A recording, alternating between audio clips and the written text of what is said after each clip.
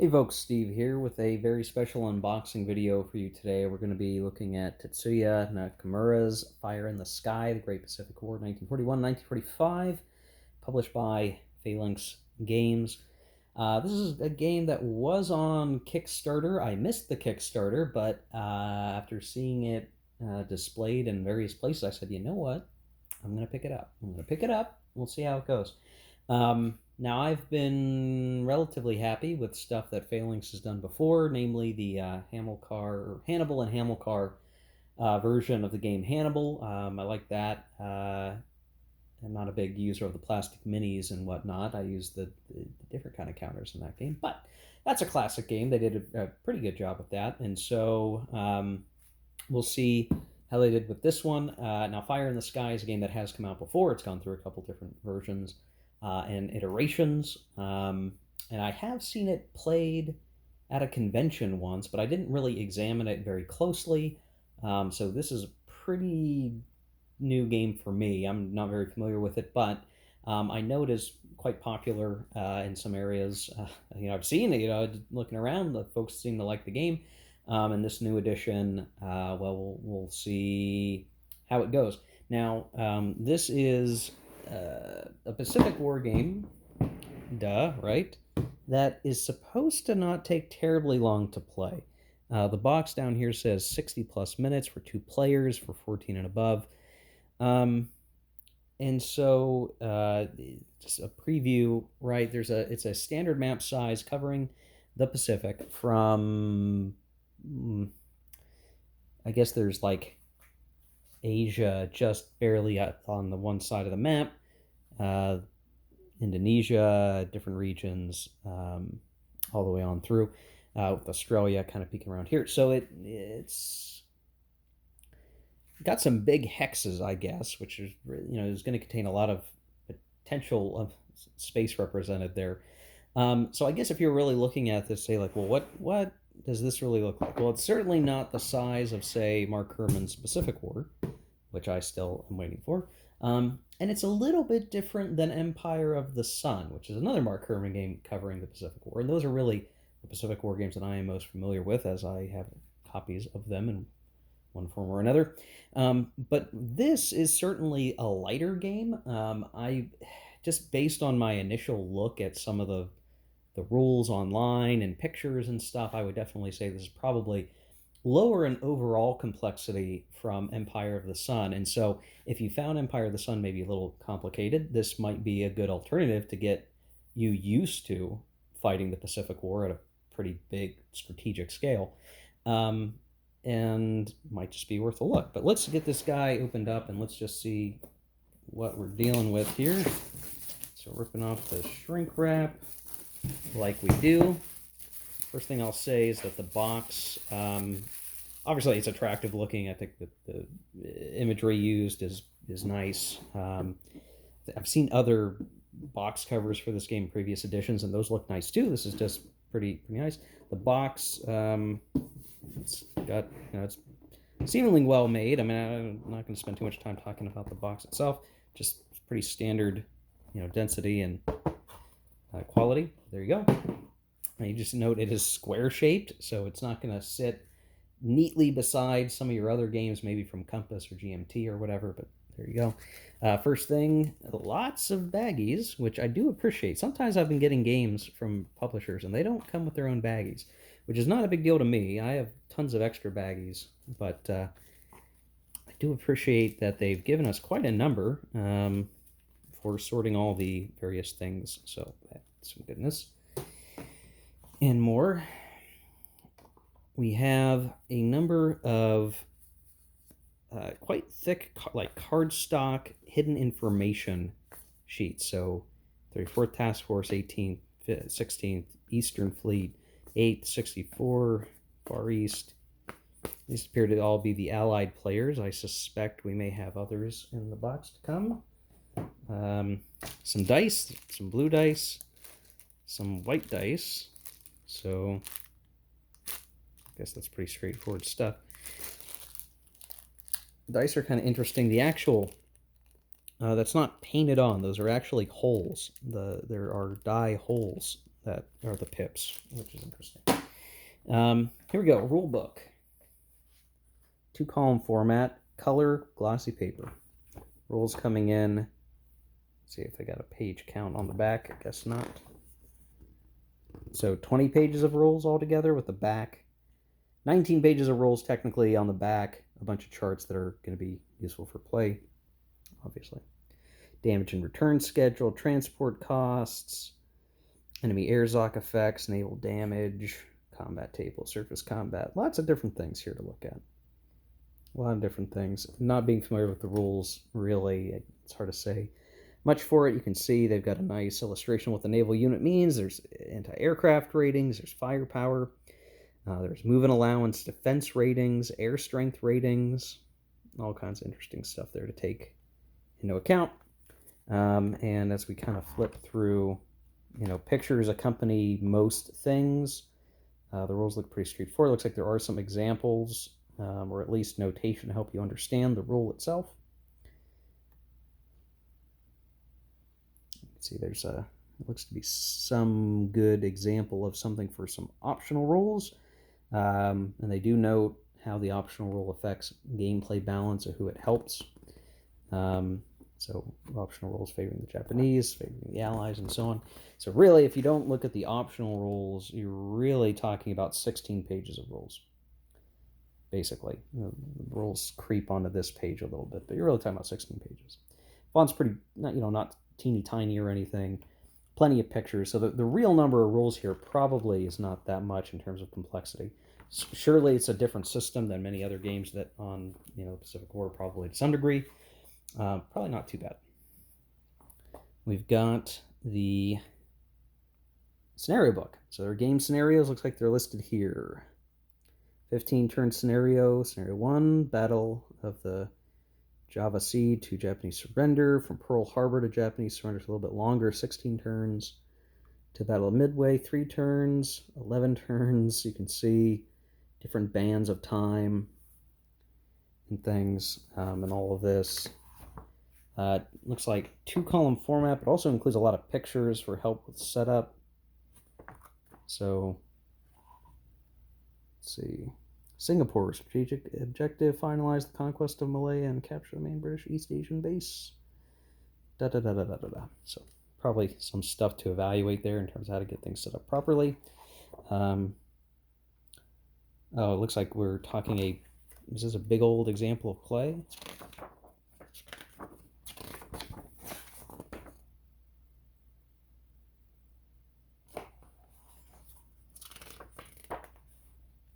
Trying to understand what I'm looking at here. Oh, yeah, here we go.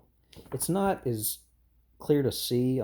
There's no table of contents here.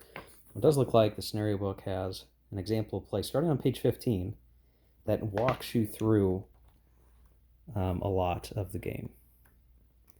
And even looks like it runs you through battles using the battle board, where you can set up the actual combats and kind of work those guys out.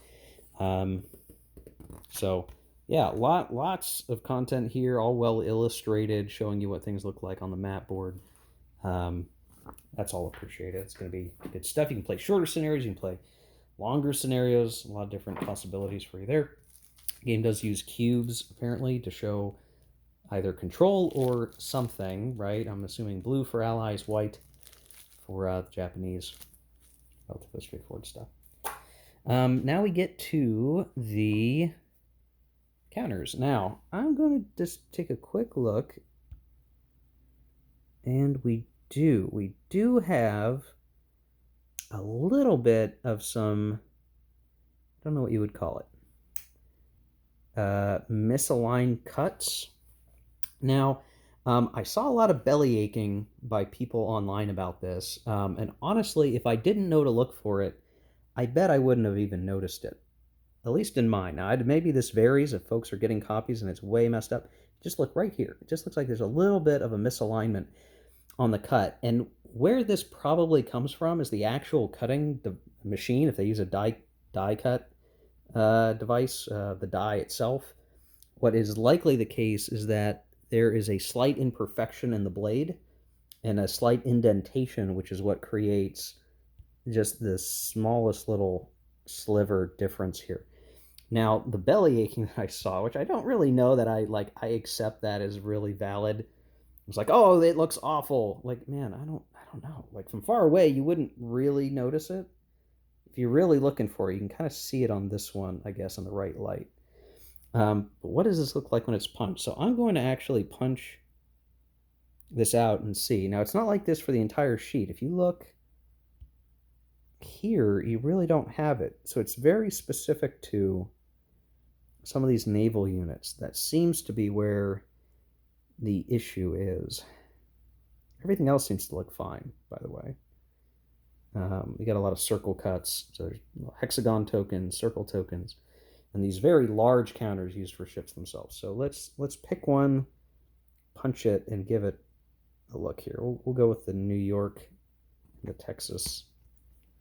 And let's just see what this looks like once it's punched. See if we are really bothered by it. Okay, so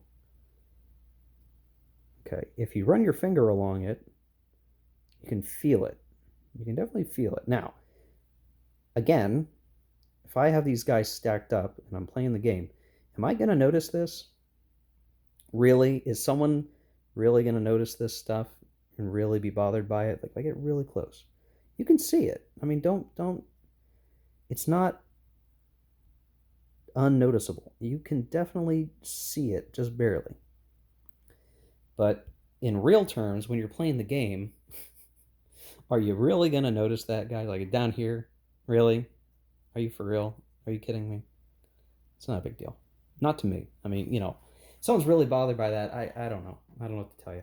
I only in a couple of cases have I encountered, I think maybe once or twice in all the games that I own across war games and board games, have I seen something of a comparable cut like that, where it's not an issue of like the framing of the cut. If you look, and I put the counter back, it fit right in. The framing of the cuts are fine. What we're really just talking about is that the cutting instrument used to make the cut in the cardboard has, you could call it a faulty blade, or however you want. The die is not totally uniform in a perfect square. That's the real issue. There's a slight bulge, but the counters themselves come right out. So maybe there are some counters that are worse than others, but just looking at it, that was like the worst one that I could see. And once you punch it, I mean, it truly does not seem like it matters. This one, let's see, you can still see it, the same spot, the same counter. You can certainly, if you're really looking, you can notice the slight, issue, the slight change. But again, I'm looking at them like, I don't think that it's that big of a deal. I don't even know, like, if someone's going to go back to Phalanx and go like, give me my money back, or I want a new counter sheet, like, are you for real? Come on. I hope no one's doing that. That's ridiculous to me. I'm waiting to see a really bad one, right? Like, okay, here's one. Let's punch it. Let's just see. I want to see it out of the sprue. And this one's probably the same scale, ever so slightly. You can see it. There's a sliver there that's just not as, it sticks out a little bit. But the further away you are from the camera lens, and if you're actually moving this guy around the map, someone wants to try to convince me that they're going to be bothered by that. I don't know. For sure. I mean, in the current day, there are games that have had some pretty major production issues. In some cases, much, much worse than others. And in some cases, you could even say unforgivable. Here, once again, everything else is looking good. You can tell there's some misalignment there. And the same spots, right? Here is maybe, this one looks a little bit worse. Let's try this guy. Take a look at him. Now he's maybe the worst one we've seen. Sticking out a good bit. Could catch on your fingernail or something. You could like pick up the counter like this. Yeah. But hang 10. Not really not so bad. I don't know. Maybe I'm just too nice of a guy on this one. I don't know. It does not bother me. Truly. I don't know. And I don't know, is somebody going to be out there trying to round the corners of these counters? I bet not. I think if you're like, if you are going to have a problem with your counters in today's world of production issues, whatever they may be, if you want a problem with counters, this is the one that you want. I would want this rather than have the die cut be halfway through the counter or offset to where the numbers are drifting off the side of the counter. This is perfectly acceptable. This does not interrupt your gameplay experience. Get out some sandpaper and sand it down. You could do that, I guess. It probably wouldn't. I'm not sure I would advise that, but if this really bothered you, you could try to sand it down, I guess. But to me, this is, gosh, not a big deal. Not to me. If this really bothers you, I guess I get it, I think this is very small potatoes compared to what could go wrong with a game production. There's a player aid sheet. It's very similar to what's on the back of the rulebook. Also have reinforcement schedule and special events. Kind of get a gander for what some of that stuff looks like based on what turn you're playing. It does look like, yeah, the turn 16 is the biggest scenario. And then here is the map. Or no, I'm sorry. This is the battle board. So this is a whole, it's the size of the box and width and length. You see bombardment task forces, carrier task forces, ships at anchor, all these different things used to help manage combat. So this is going to be, this is going to increase your table space for the game by having this alongside. And then here we go. Here's the map. We should be able to get this guy set out pretty easily once I figure out how it opens up. Okay. Now, there's a lot of bendy pooching that's here. You can always do the counter bend lightly to smooth this out. I think for my time and money, I am happy to simply put my plexiglass over this to keep it flat and to weigh it down and keep it flat. But you can just see it. There is some natural pooching, whatever you want to call it, to this, where you want to hold this guy down. Plexiglass is the best thing, in my opinion. If you do not have some plexiglass, I think you should get some. But otherwise, you would do the counter bend thing. And if you're familiar with games that do this kind of thing with like a mounted board or a stiff board, you're probably familiar with that technique. Right? I don't need to tell you about that. But so there you go. So you have a very like dark, cool water, sort of background gray blue. Locations like Guadalcanal are notated here. Probably want to validate the key for what these numbers really mean. I'm not knowledgeable enough in the game to really know that for certain. There's a track that runs the outside edge of the map, and you can see obviously there's Australia down here, Philippines, Asia up here. They even include actually India, which I didn't really notice until just looking now. So India, there's Burma, and then China's really not on the map at all. It seems like they've got Hainan, Formosa, but that's really it.